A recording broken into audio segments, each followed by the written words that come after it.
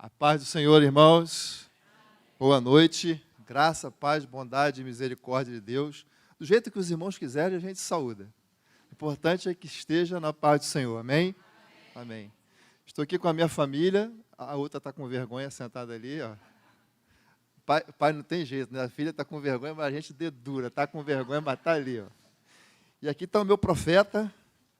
Meu profeta quer pregar? Pode pegar você primeiro. Não, você.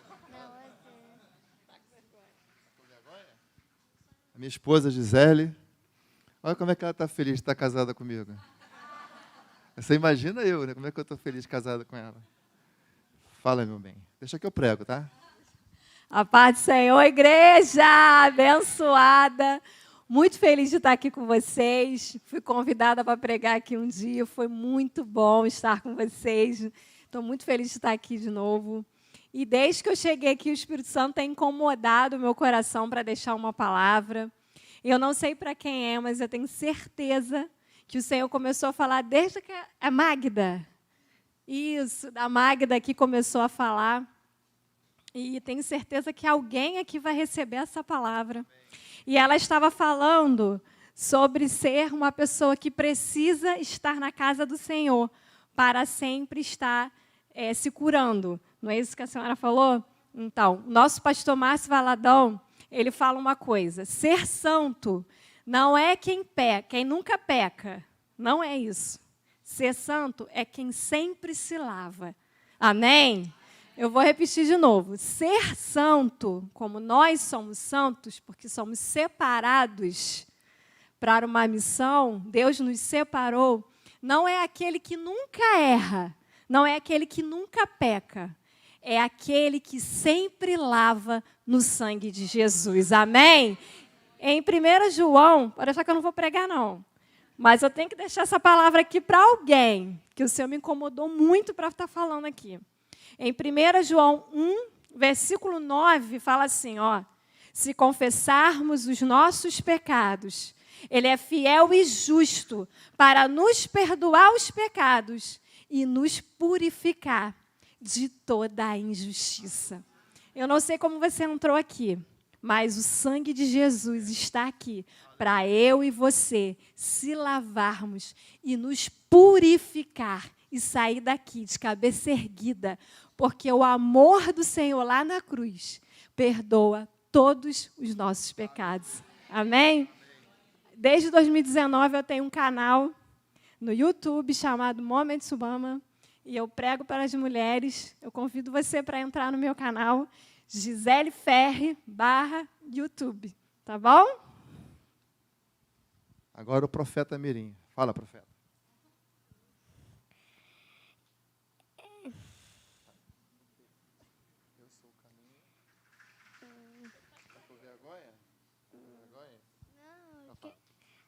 Eu posso Gente, vocês podem abrir lá em João 14:6, por favor?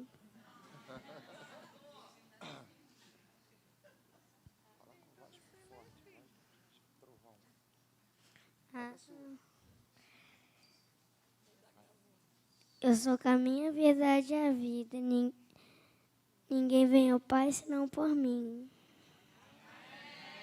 Aleluia! Glória a Deus. Ensina o menino, né? Que diz a Bíblia. Mas não é ensina o caminho, é ensina no caminho. E uma vez um pai foi chamar a atenção do filho, dizendo assim: cuidado por onde você anda, garoto. Aí o garoto respondeu para o pai: não, você que tem que ter cuidado por onde anda, porque eu estou seguindo os seus passos. E esse moleque aí, ele vai ser profeta de Deus e vai pregar e milhares de pessoas serão alcançados pela glória de Deus. Posso ouvir um amém, gente? Amém. Que alegria estar aqui nessa noite. Eu sempre digo com o pastor Davi Pedro que a SEAV é a minha casa em São Gonçalo. Nós somos da Lagoinha, Niterói, frequentamos ali, servimos ali com alegria, mas São Gonçalo, a nossa casa, é o SEAV. Amém? E eu estou em casa. Ok? Se eu extravasar alguma coisa aqui, os irmãos me perdoem, porque eu estou em casa. E eu estou muito alegre muito feliz de poder compartilhar com os irmãos um pouco dessa palavra que Deus colocou no meu coração.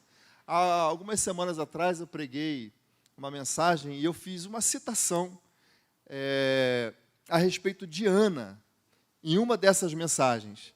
E esse texto de Samuel, 1 Samuel, capítulo 1, de 9 em diante, ele ficou no meu coração e eu quase que todos os dias eu lia esse texto, e imaginava e cria que Deus queria falar algo ao meu coração a respeito desse texto. E eu fui lendo, e a cada dia fazia um apontamento, fazia uma anotação, eu escrevia alguma coisa sobre esse texto, Deus foi falando ao meu coração, foi trazendo luz sobre algumas verdades, foi trazendo luz sobre algumas palavras. E hoje de manhã, foram 2 semanas quase, meditando nesse texto, e hoje pela manhã, eu acordei por volta das 6 da manhã, estava todo mundo dormindo lá em casa. Aí eu sentei e eu comecei a colocar... Olha como é que a coisa acontece de uma forma, espontânea diante de Deus. Hoje, pela manhã, eu comecei a botar 2 semanas de pensamentos no papel para compartilhar com você. E eu creio, de uma forma poderosa, que o Espírito Santo vai fluir aqui nesse lugar e vai falar ao seu coração, vai continuar falando ao meu coração e vai trazer coisas tremendas ainda, revelações tremendas ainda sobre esse texto para a nossa vida. Então, eu quero que você abra a sua Bíblia. Primeiro livro de Samuel, capítulo 1. Nós vamos ler do versículo 9 em diante. Primeiro livro de Samuel, capítulo 1, de 9 em diante. Então Ana se levantou, depois que comeram e beberam. Digam, comeram e beberam. Agora, como crentes, comeram e beberam em Siló. E Eli, o sacerdote, estava assentado numa cadeira junto a um pilar do templo do Senhor. Ela, pois, com amargura de alma, orou ao Senhor e chorou abundantemente.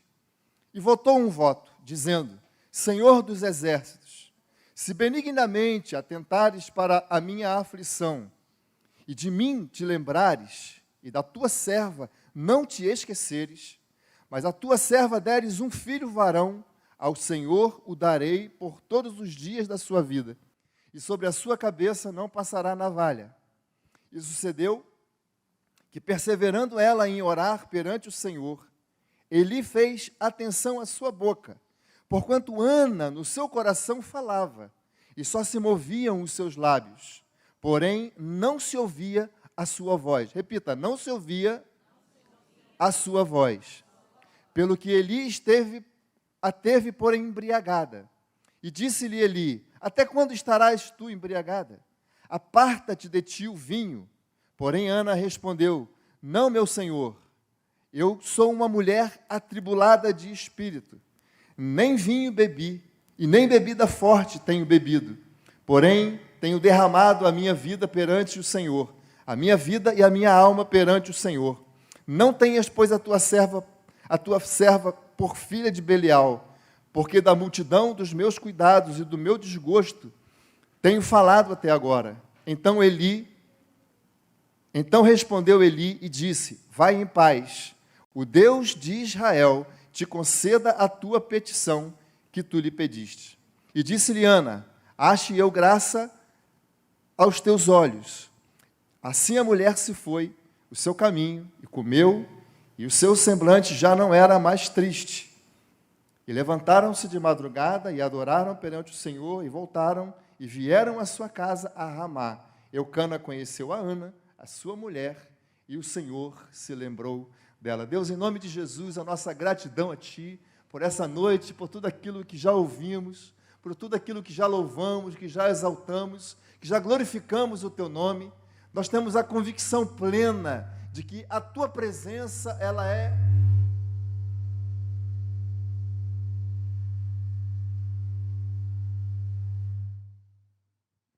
real nesse lugar, que seja esse o trovão de Deus aqui nesse lugar.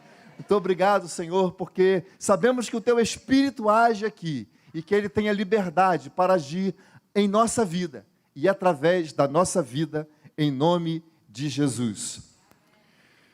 Estamos vivendo um tempo difícil na nossa terra, no nosso Brasil, um tempo de crise.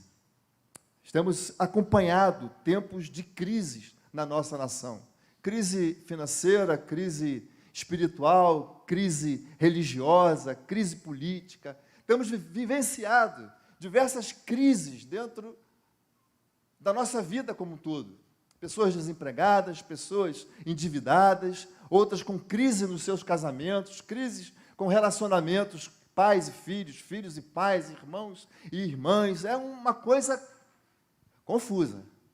É uma crise que a gente, às vezes, não consegue nem enumerar o tamanho delas e a quantidade delas, mas o fato é que a gente encontra e vive e vivencia essas crises.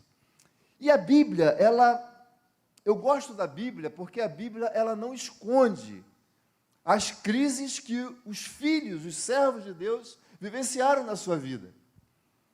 A Bíblia, se eu fosse escrever um livro ao meu respeito, eu acho que eu jamais colocaria as minhas fraquezas e os meus defeitos. Eu colocaria somente as minhas virtudes, as minhas conquistas, as minhas vitórias, para que as pessoas pudessem ver e falar, uau!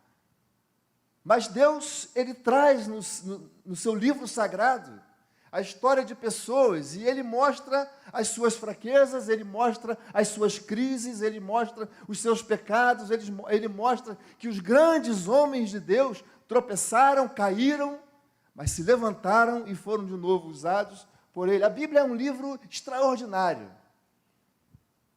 E essa história, ela foi escrita ela aconteceu há mais de 3.000 anos atrás. Mas se a gente analisar os detalhes dessa história, ela é tão real como se a gente estivesse olhando para ela acontecer agora. Ela aconteceu 3.000 anos atrás. Mas ela é tão real, se a gente parar para perceber as nuances dessa história, é como se ela estivesse acontecendo diante dos nossos olhos. Ana era uma mulher que talvez se confunda a história dela com alguns de nós aqui. Ana casou com Eucana, e Ana era estéril. Ela não podia ter filhos, ela não podia gerar filhos, ela não podia dar filhos ao seu marido. E ele, para dar continuidade à sua descendência, naquela época era permitido, ele casou-se novamente, escolheu uma mulher chamada Penina, e para o desespero de Ana, Penina todo ano gerava um filho. Todo ano gerava um filho, e gerava, e gerava, e gerava. Imagina Ana dentro de casa, não podendo gerar, não podendo dar à luz filho ao seu marido, e vendo a sua concorrente, que vivia dentro da sua casa, aquela que havia sido escolhida pelo seu marido para dar a descendência a ele, gerando ano após ano. E essa mulher, ela, durante anos, os historiadores falam que ela, durante 20 anos, irmãos, pensa no negócio complicado, 20 anos, essa mulher sofrendo, essa mulher sendo açoitada dentro de casa, sendo humilhada dentro de casa, sendo perseguida dentro de casa. Imagina de madrugada, quando um filho de Penina chorava.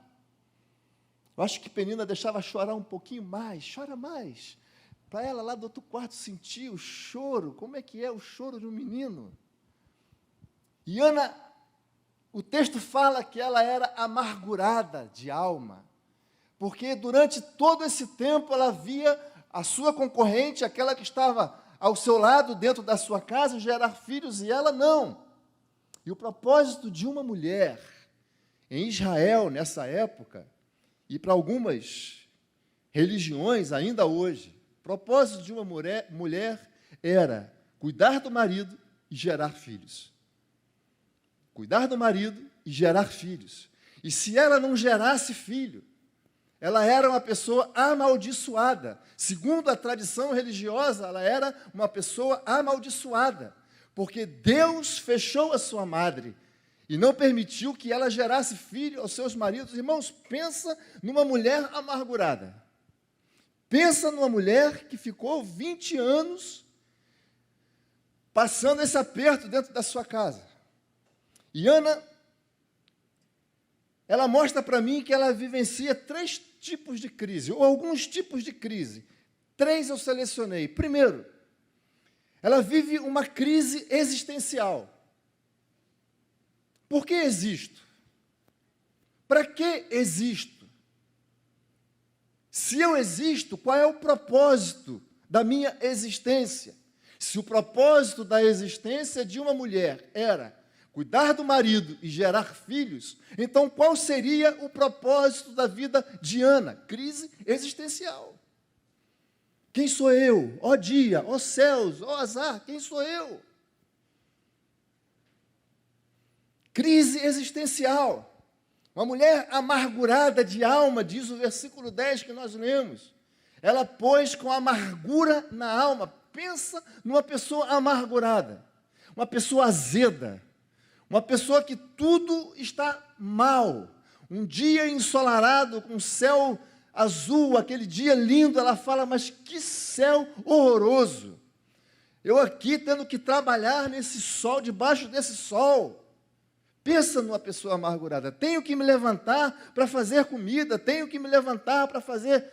Pensa, irmãos, uma mulher amargurada. Ela mesma diz, eu sou uma mulher amargurada de alma.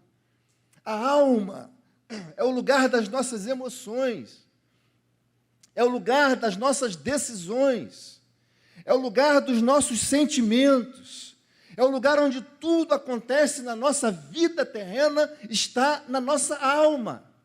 E essa mulher está dizendo, eu sou uma pessoa amargurada de alma. Quantas pessoas você conhece que vivem uma vida amargurada de alma? Olha para frente, não olha para o lado, fica aqui focado em mim. Isso. Pensa. Pessoas que vivem a sua alma entristecida, a sua alma não celebra, a sua alma não louva, a sua alma não é capaz de cantar uma canção que nós fizemos aqui, quero adorar-te, quero louvar-te, e a gente canta, parece que estamos num velório. É a amargura da alma que provoca esse sentimento. É uma vida que não tem prazer de viver. Sabe como? Tudo parece que é ruim e tudo parece que vai dar errado. Você comenta alguma coisa com uma pessoa desse tipo, e ela vai falar assim, não vai dar certo. Ela nem sabe, mas ela já determina que não vai dar certo. É a amargura, é a tristeza. É aquela pessoa que vive aquela aflição constante, aquele sentimento de perda, de derrota e de amargura mesmo. Ana não gerava filhos. Ana era uma mulher estéril. E segundo a religião, uma pessoa assim era uma pessoa amaldiçoada. Ela era ensinada na sua mente de que Deus havia amaldiçoado. E por isso ela não gerava filhos. Irmãos, deixa eu falar uma coisa para você. Se existe uma coisa que Deus não faz, e se alguém aprendeu isso aqui na religião, eu vou tentar desfazer isso agora, desconstruir isso agora, em nome de Jesus. Se existe alguma coisa que Deus não faz, é amaldiçoar alguém. E vou te dizer por quê. Porque Ele é bom. O salmista canta num salmo todos os versos, porque Deus é bom e a sua benignidade dura para sempre. O caráter de Deus é bom, Ele é bom e é sempre bom. Não existe nada em Deus que não seja bom. Ele é bom. Repita comigo, Deus é bom. Mas a religião ensinou isso para ela. E a religião ensina isso para a gente. Que a mão de Deus vai pesar sobre a sua vida, irmãos. A mão de Deus está posta sobre a nossa vida somente para nos abençoar. Se a maldição nos alcança, é porque a gente saiu fora do alcance da mão de Deus. Alguns anos atrás, quando aconteceu aquela tragédia nos Estados Unidos, das Torres Gêmeas, os mais antigos aí vão se lembrar, acho que foi 2001, setembro de 2001, 2011. Perguntaram para a filha de Billy Graham, por que Deus está fazendo isso com a gente? Aonde estava Deus? E ela respondeu, Deus está no mesmo lugar onde sempre esteve.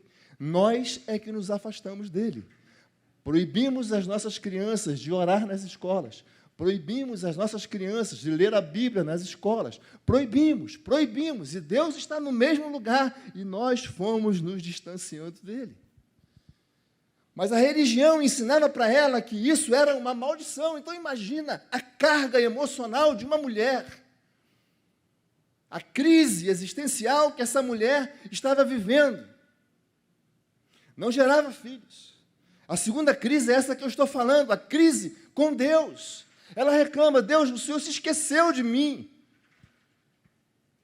Às vezes a gente vive dramas na nossa vida que a gente acha que Deus se esqueceu da gente, que Deus não está olhando para a gente.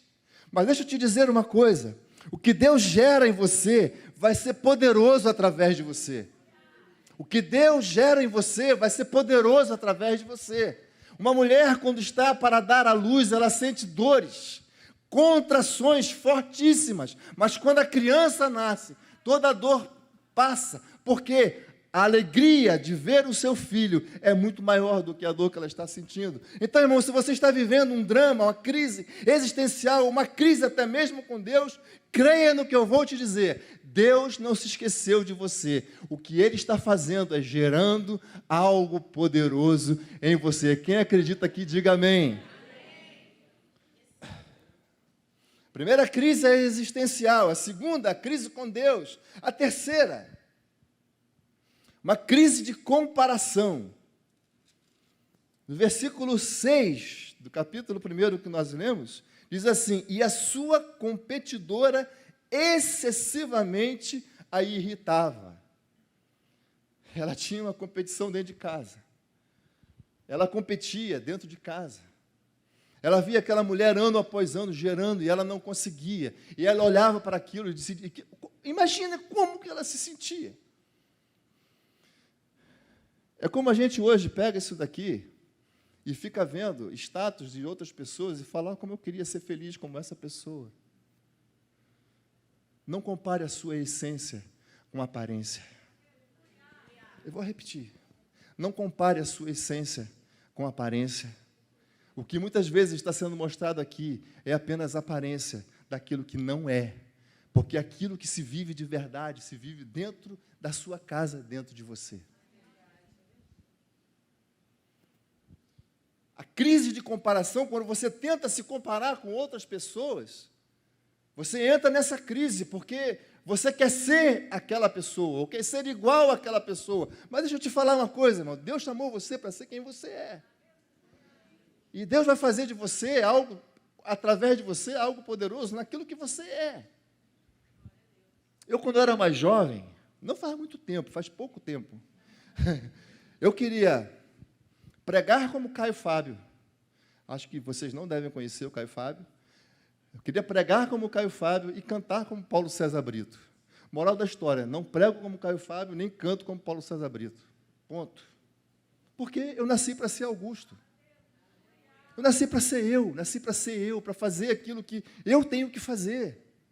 E não adianta eu ficar me comparando, me olhando o que os outros estão fazendo, o que os outros estão vivendo. Às vezes, ou quase sempre, a gente se perde nessa comparação e esquece de fazer aquilo que a gente tem que fazer. Então, deixa eu te dizer uma coisa: busque a excelência naquilo que você foi chamado para fazer.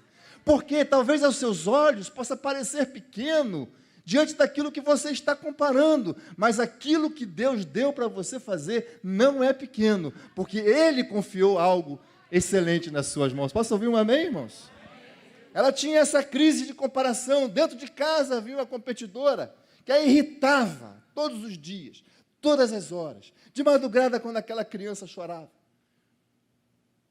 Mas Ana nos ensina 3 lições. Primeiro, a da insistência. Todo ano, aquela mulher ia ao templo orar. Você imagina isso? Todo ano, ela ia ao templo orar. E a sua oração era só uma: me dá um filho. Ela insistia, ela insistia, ela insistia, ela insistia, ela insistia, ela insistia, ela insistia. Lamentações 3:49, dos meus olhos vertem lágrimas sem haver intermissão, até que do alto o Senhor ouça. A gente ora uma vez, irmão. A gente ora uma vez e esquece. A gente com essa praga, me perdoe a palavra, que é celular, essa geração touch que toca e a coisa aparece, a gente acha que as coisas de Deus é assim também. A gente ora hoje e quer que Deus já tenha respondido ontem. Mas Ana insistia. Todos os anos ela ia. Todos os anos ela subia à casa do Senhor, diz o texto. Ela insistia, ela insistia, ela insistia, ela insistia, ela insistia, ela insistia, ela insistia. Porque ela queria gerar, ela queria fazer o seu marido feliz através da vida dela. A segunda lição que Ana nos ensina é a persistência. Ela insistia, mas ela persistiu durante 20 anos. 20 anos, irmãos. Não foram 20 horas. Vamos fazer 20 horas de oração e Deus vai nos responder 20 anos. Eu conheci uma senhora que já faleceu, já está com Cristo. Ela orou 28 anos pela conversão do seu marido. Tive o privilégio de recebê-lo na nossa igreja, numa pregação. Ele recebeu Jesus. Tive o privilégio de batizar aquele homem, de cuidar daquela família. 28 anos orando pela conversão do seu marido. 28 anos. A gente insiste, às vezes, alguns minutos e já desiste. Deus não está me ouvindo. Deus se esqueceu de mim. Deus não quer saber de mim. Deus virou as costas para mim. Essa geração mimimi, sabe como é? Que reclama de tudo. Deus se esqueceu de mim, virou as costas para mim, não quer saber de mim. Não quero mais saber de Deus. Ana nos ensina resiliência. Resiliência é aquilo que alguma coisa é atingida por um golpe. Ela se deforma, mas ela volta à sua forma original. Durante 20 anos, ela apanhou de Penina, que jogava na sua cara todos os dias que ela não podia ter filhos. Ela se moía todo, mas se voltava ao estado original. E ano após ano, ela estava na presença de Deus, clamando por seu filho. Não só Penina. Eucana também. Em uma certa vez, Eucana chega para ela e fala: pare de chorar. O pare de chorar parece para muitos aquela assim: não se preocupe mais. Vem confortar, né? Confortar. Pare de chorar, eu vou te confortar. Não, ele está dizendo: desista. Desista, porque Deus não vai te ouvir. Desista, porque Ele não está te ouvindo. Desista, porque Ele esqueceu de você. Mas ela era insistente, ela era persistente, ela era resiliente. Ela apanhava, assumia a forma do golpe e voltava ao seu estado original e buscava pela presença de Deus. O que Deus gera em você será poderoso através de você. Verso 13. Porquanto Ana no seu coração falava, e só se movia os seus lábios, porém não se ouvia a sua voz, pelo que Eli a teve por embriagada. Sabe aquela hora que a agonia é tão grande, em que você já não tem mais palavras? Alguém já se viu assim? Eu estou vivendo um momento assim. Eu, às vezes, nas minhas madrugadas, diante de Deus, já não tenho mais palavras. E eu digo isso para Ele: Deus, eu já não tenho mais palavras, mas eu vou ficar aqui chorando, e falando línguas, e clamando ao Senhor, porque eu sei que o Senhor está ouvindo. Sabe, aquele momento que palavras te faltam, a amargura é tão grande, a dor é tão grande, a agonia é tão grande, o sentimento de perda é tão grande, o sofrimento é tão grande que você já não consegue mais falar. Você imagina essa mulher 20 anos, sofrendo o que ela está sofrendo, o que o texto está relatando para a gente. Ela já não aguentava mais. Mas a partir desse momento, Ana vai trazer uma chave que vai virar a sua vida. E eu quero trazer essa chave para virar também a nossa vida nessa noite. Posso ver um amém? Ana nos ensina que Deus está ouvindo a nossa oração ainda que ela seja silenciosa, Deus está ouvindo o grito da minha e da sua alma. Talvez você, mãe, pai, irmão, irmã, filho, filha, esteja orando, você marido, desempregado, você esposa, a sua oração já é aquele gemido que você já não fala mais. O seu coração é aquele bloqueio que você já sente, parece que vai explodir. Quando você pensa no assunto, parece que, sabe, Deus está te ouvindo. Ei, Deus está te ouvindo. O seu choro, a sua lágrima, o peso da lágrima no seu travesseiro à noite, de madrugada, no chuveiro, aonde você estiver, naquele lugar onde você acha que ninguém está te vendo, Deus está te ouvindo. Eu venho aqui como boca de Deus, profeta de Deus, para falar na sua vida, Deus está te ouvindo. Deus está te ouvindo. Deus está te ouvindo, não importa se você não está falando, mas o seu coração está gritando e Deus está te ouvindo.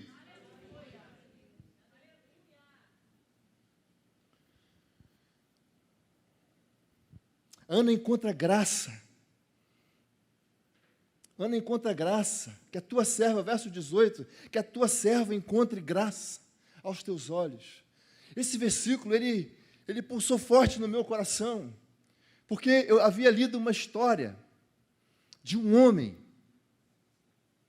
e eu fui, durante essa semana, como eu falei, eu fui pesquisando, fui lendo, os sociopatas, os psicopatas, esses serial killers que a gente vê na história, eles não têm sentimentos, o sentimento dele é nada. Eu tive a oportunidade de um trabalho para o seminário, quando eu fiz o bacharelado de teologia, de entrevistar um bandido, um assassino. E ele disse para mim assim, Augusto, difícil foi matar o primeiro. Depois é igual você estar matando uma barata. Eles não têm sentimento, eles não sentem nada. Eles não sentem nada, não têm sentimento, nem tristeza, nem alegria, nem prazer, nada. Eu li artigo de psicólogos que dizia eles não sentem nada. E houve um caso nos Estados Unidos, em Salt Lake City, no estado de Utah, nos Estados Unidos. Um homem que matou 49 pessoas, mulheres, violentava e matava. Foi preso e foi a julgamento lá nos Estados Unidos, é júri popular. Foi conhecido como o caso de Green River, depois você pode ler, procurar na internet. O caso de Green River. Esse homem estava em um julgamento, tribunal, júri popular. E lá nos Estados Unidos é permitido as pessoas falarem o que elas pensam para o acusado. E nesse dia estavam parentes das vítimas. Você imagina, irmão? Um pai, um irmão, uma irmã, a mãe de alguma menina que esse sujeito tinha assassinado. E eles falavam assim, eu odeio você. Eu odeio você. Você merece o fogo do inferno. Você tem que arder no fogo do inferno. Eles iam falando isso para ele. E sabe qual é a expressão daquele homem? Nenhuma. Ele não sentia absolutamente nada. Você é um monstro, é um desgraçado, você tem que queimar no fogo do inferno, e nada. Mas subiu a plataforma um pai de uma moça. E esse pai disse para ela assim, o que você fez foi horrível.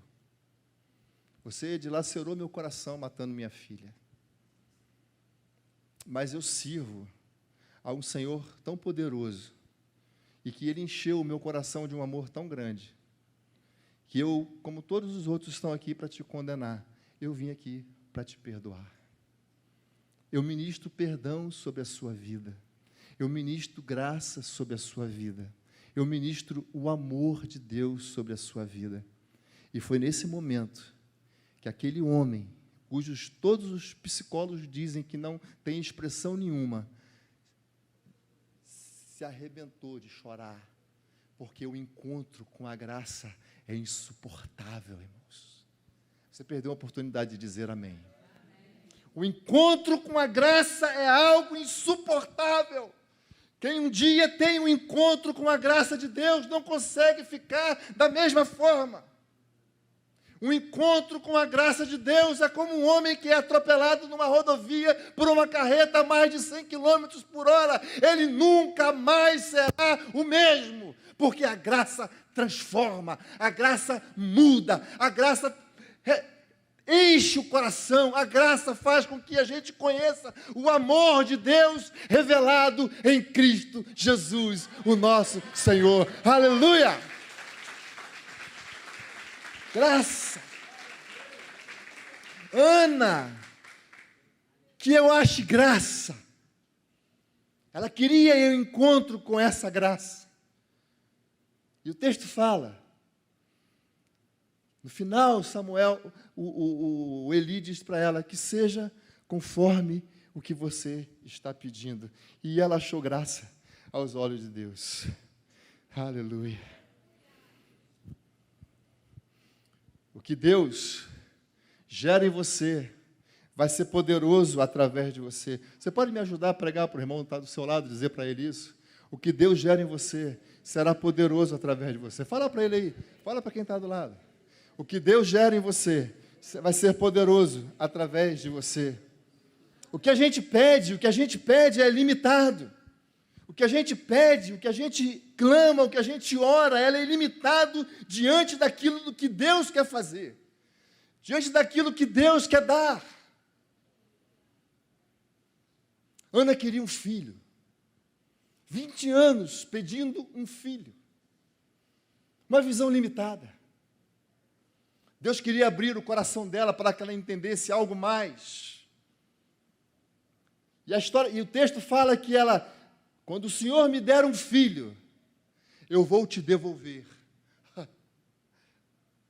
Ela entendeu tudo. Ela entendeu tudo. Porque Deus, ela pedia um filho, Deus queria um libertador. Ela pedia um filho, Deus queria um profeta. Ela queria um filho, Deus queria um líder. Ela queria um filho, Deus queria alguém que fizesse algo extraordinário, que pudesse levar Israel a viver propósito, tempo, vida com Deus. Às vezes a gente pede algo que é limitado, Deus quer fazer algo mais. A gente lembra João capítulo 11, quando Marta e Maria chegaram para Jesus e disseram: olha, Jesus, Lázaro morreu. Se você estivesse aqui, ele teria sido curado. Jesus havia sido avisado 4 dias antes. Jesus sabia que Lázaro estava doente. Jesus sabia que Lázaro padecia com a doença de que ele iria morrer, porque ele disse aos discípulos: vamos, que eu preciso acordar o meu amigo. Ele sabia que Lázaro ia morrer. Marta e Maria queriam o milagre da cura. Jesus queria fazer o milagre da ressurreição. Marta e Maria queriam algo limitado. Jesus queria fazer algo extraordinário. Marta e Maria queriam algo para elas duas. Jesus queria fazer algo para que o mundo todo pudesse ver.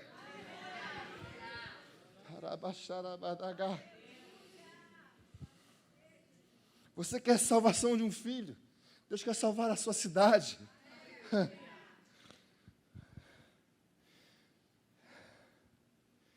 Oh, aleluia.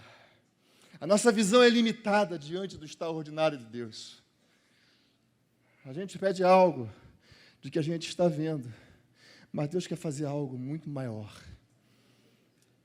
Ana entendeu. Se o Senhor me der um filho, eu vou te devolver. E aí o Senhor vai poder fazer com ele aquilo que o Senhor quiser. Irmãos, entende essa chave aqui? Ó Deus, isso aqui é o meu sonho, mas eu estou entregando ele para o Senhor, porque o que eu quero é limitado, mas o que o Senhor pode fazer é maior. Irmãos, oh, aleluia. A nossa visão é limitada diante do extraordinário poder de Deus, diante das coisas grandes que Ele quer fazer, através da minha vida e através da sua vida. Às vezes a gente pede o púlpito, Deus quer dar as nações. Às vezes a gente pede uma música, Deus quer dar um minário. Às vezes a gente pede uma mensagem, Deus quer dar o rolo do livro. Oh, aleluia. A nossa visão é limitada. A nossa visão é pequena diante daquilo que, o extraordinário que Deus quer fazer. Quando Ana entrega, Deus transforma. Nessa noite eu quero convidar você, que está aqui, que tem clamado como Ana, anos, insistente, persistente, resiliente. Entenda essa chave da entrega. Entenda essa chave do dar a Deus, do colocar nas mãos de Deus, porque Ele é Deus. Só Ele sabe ser Deus. Só Ele sabe fazer as coisas de Deus. Só Ele conhece o amanhã, só Ele conhece o futuro, porque Ele esteve lá no futuro. Ou melhor, Ele está lá no futuro, porque eu era, eu sou e serei. Aleluia. O seu futuro está intacto diante de Deus, irmão. Não se preocupe com Ele, porque você não pode fazer nada pelo amanhã, o que você pode fazer pelo hoje. E hoje, a chave que Ana está ensinando para a gente dar uma virada na nossa vida é entrega. É devolver para Deus e dizer: Deus está aqui, a minha vida, o meu Samuel, aquilo que eu oro, aquilo que eu clamo, eu quero entregar nas suas mãos para que o Senhor faça aquilo que é de melhor. Eu estou pedindo o limitado, mas o Senhor quer me dar o extraordinário.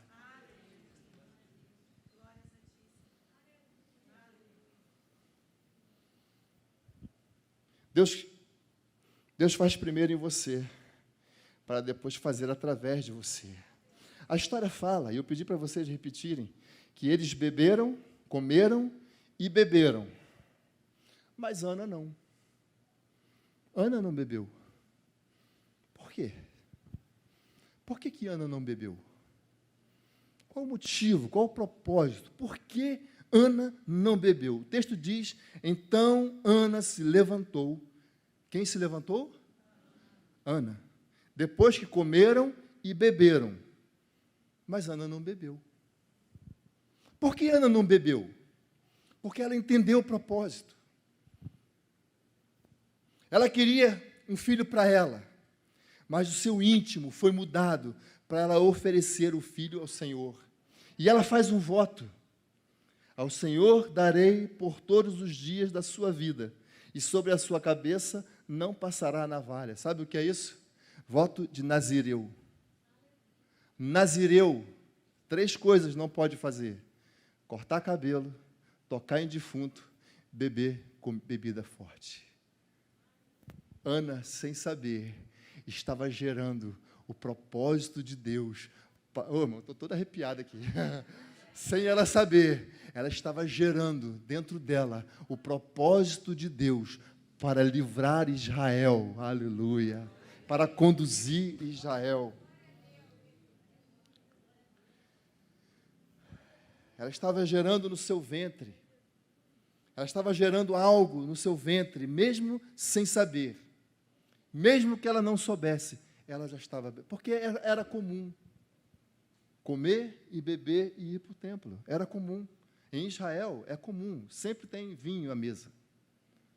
Sempre tem vinho à mesa. Era comum beber, comer, beber e ir. Mas nesse dia ela não bebeu. E quando Eli chega para ela e fala: você está embriagada. Ela diz: não, meu Senhor, eu sou uma mulher atribulada. Não bebi vinho e nem bebida forte. Na entrelinha, o que Deus falou para mim: eu estou gerando o meu futuro.